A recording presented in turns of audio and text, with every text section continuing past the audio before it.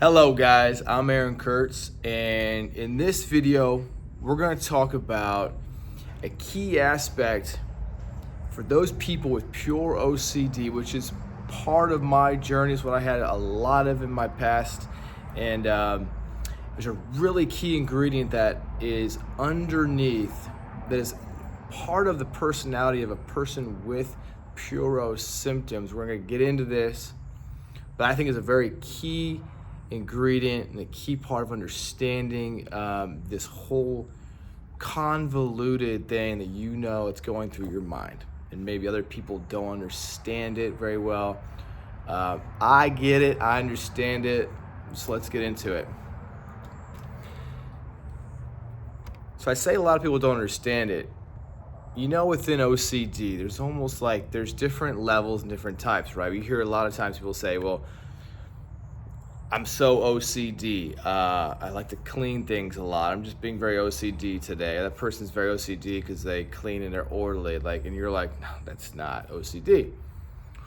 Well, I guess if we looked at OCD in different types, we could see that there's different parts and different levels. But the type that you are clicking on here, which we call pure O, purely obsessional OCD, right? It's unique, and I've seen a lot early on. I tried a lot of advice out from people that were giving out about OCD that didn't work for me, and I started to realize, why am I different? Why is this not working for me?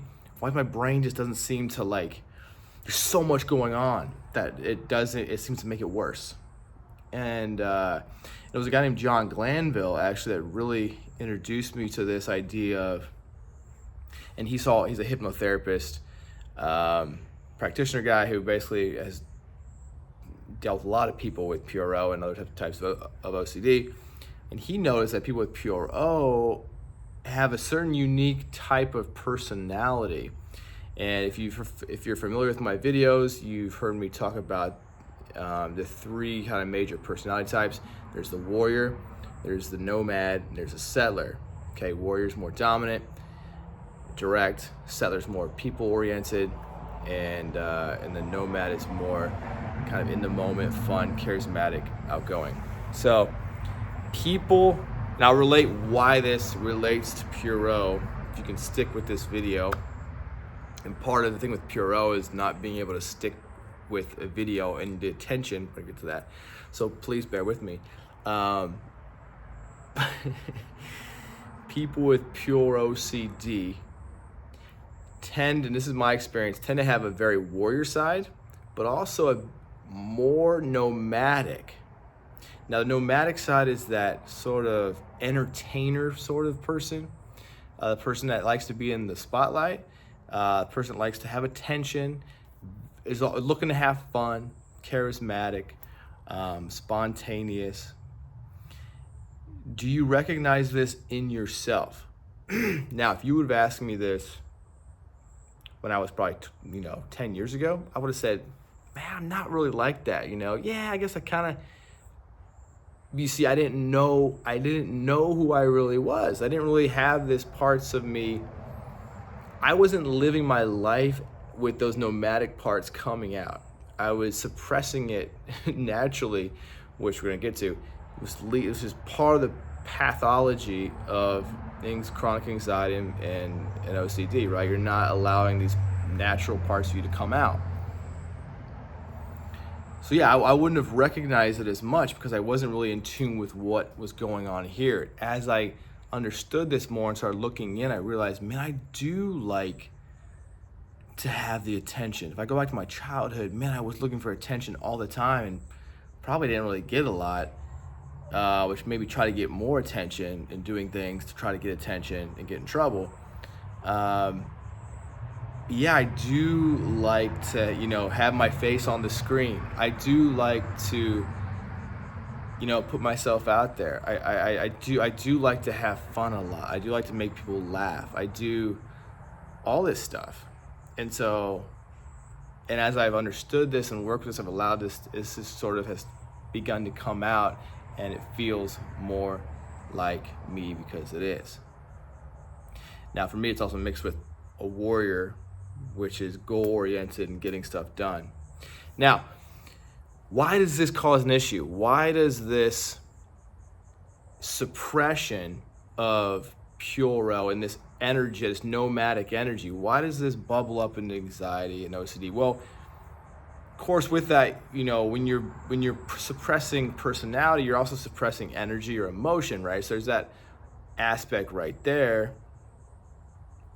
But at the core, so part of the nomadic personality is that's very flippant, right? It's almost like, a lot of people that have Pure O could also have ADHD as like a joining sort of, I don't know, comorbidity or like a issue there. Now, I don't know if everyone, and I've never been diagnosed in any way by any therapist. I've never gone to a doctor about any of this stuff. So,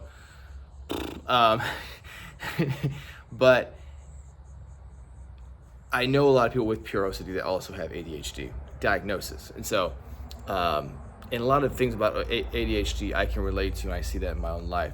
But there's probably levels of ADHD as well. So, but, okay, so part of this personality type, ADHD, right? These people are very good at just, if they encounter an issue, so when you encounter confrontation or issues, the warrior is more confrontational and head on. The settler is more gonna be pleasing and how to like keep the peace. The nomad can oftentimes either get very dramatic, or it can just avoid and just turn around and avoid the whole situation. Just walk away and avoid it. And this is what we're seeing with Pure O, is that, yeah, we've always said Pure O is like purely obsessions, right? You're just the thoughts in your head that are coming up and there's no compulsiveness. We're learning now about Pure O is that there is a compulsiveness. The Pure O is not an accurate name because the compulsion is avoidance. It's that nomadic part of you avoiding. It learned that it's use your natural resources of your personality, and it learned that I can just avoid this emotion. I can avoid this situation. I can avoid this person. I can avoid this social setting. I can avoid this type of event or this sort of engagement in life, and just avoid the anxiety and the fear, right? And this becomes programmed in, this avoidance. So at the core of suppressing this nomadic personality type is this habitual addiction to avoidance of life, and with that, avoidance of emotion that goes with it.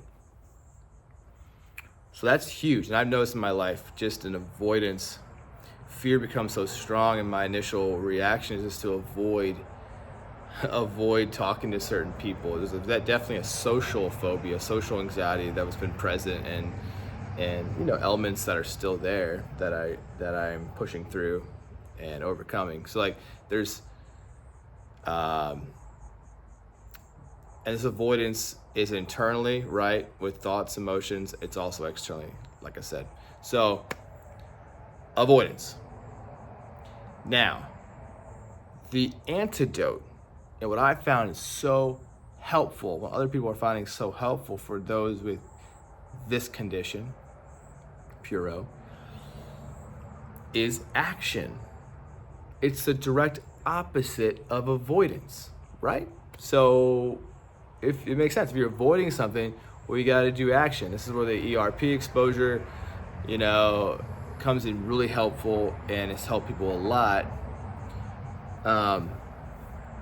Taking action. Now, taking action on what? So you want to take action on the things you value. And this is where, when you're avoiding things in life, you are training your brain to get better at avoiding and to keep looking for potential threats out there for you to avoid, okay? And this is where your focus becomes, whether you realize it or not. You're not actually into your life anymore. You're not actually going after your goals and the things you value. And for the person with your personality type, you have a lot of things you are into and things you want to do, but you're not doing it. You're not living it. And so you can see how this focus comes inward and just causes more and more. I remember I first had my first noticed panic attacks and really debilitating anxiety. I couldn't sleep one night. And man, it just spiraled out of control, feeling like, man, I'm not gonna sleep tomorrow night. It's this exaggeration, right? But it grew, the fear grew and grew and grew over time, and then it developed into these intrusive, crazy thoughts and Pure O, and it just grew and grew and grew. Because your mind is now focused on it so much more. And so with action, with taking action and focusing on what you value in life, you're putting the focus on your life now, on living your life. And this takes a little bit of time, but you'll see it impacts soon though, by just putting your attention on, hey, everything inside of here can be as they are. But I'm gonna really focus my intention each day on these daily actions and behaviors that align with what I want from my life in the short term and long term. And this is going to retrain your brain. It's the exact opposite of what you are doing now in avoiding and procrastinating, suppressing the energy. And you're actually gonna take that energy and you're now gonna put it into your life, and your brain is gonna now be able to utilize that energy to work for you, to engage into your life and into the things and you're gonna feel so much better about yourself and what you're doing in that day and what's coming forward. The anticipation of your life is gonna be so much greater. And that energy can come forth into your life instead of coming back into you and on those intrusive thoughts. Remember, the brain, with its thoughts and emotions, the intrusive thoughts, thinking, all the thoughts, we call them intrusive, but like there's so many thoughts that we are not intentionally thinking, you could call intrusive, but they're just in our brain, they're not us. Our brain, our autonomic nervous system is in charge of all that. So understanding kind of basic anatomy and physiology, your autonomic nervous system in charge of like your sympathetic nervous system, your fight or flight, right? And your parasympathetic nervous system, so you're helping you rest and digest food, calming, all that's out of your control. And so even the limbic brain with the emotions, your prefrontal cortex with thought, that's all out of your control. Yes, we have some, you can intentionally think a thought, right? But most of the things that are coming into our brain are not under our conscious control. So you cannot control your emotions directly. You cannot control your thoughts. But this is what we try to do. You can control how you behave and where you put your focus on, which is on actions, right? And behaviors. And so that is the switch. That's the switch that has gotten me the most relief. And I think people in general that have Pure O, and even practitioners and people working with OCD and Pure O maybe don't realize this. And this makes us unique. This makes us unique because we have this part of our personality that has created all these thoughts. You think about, not everyone has the ability to create intrusive, irrational thoughts about harming people, sexuality, all these crazy things. Like, no, you are special. And in a way that you can do that. Your brain can do that for you. You're not doing it. Your brain's doing it for you. Now, why is your brain doing it, right? That's what you gotta think about. It's acting on you because you're actually acting on it. Now, your brain's giving you these thoughts because you're actually resisting it, right? All the compulsions you've built on to control it, right, has allowed it to build up.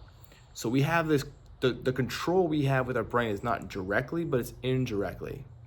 And I hope you don't understand how I'm saying this, but we have an ability to impact our behaviors and where we put our focus, and that is what impacts our brain and how it responds to us. I hope this makes sense. If you made it to the end, pat yourself on the back. Congratulations. If you want to know more about this and go in more depth, maybe hear more, unload your story, your kind of where you're at and if you're looking for direction and clarity for your path, I'm doing one-on-one coaching sessions on Zoom. You can leave a comment below, coaching, and I'll share more information on that. But take advantage of that. I also have a Patreon site, which is on the link in my YouTube description on my page. I hope you guys found this helpful. You're getting something from this. Leave me any comments below. Share this video with someone that needs help. Thanks for watching.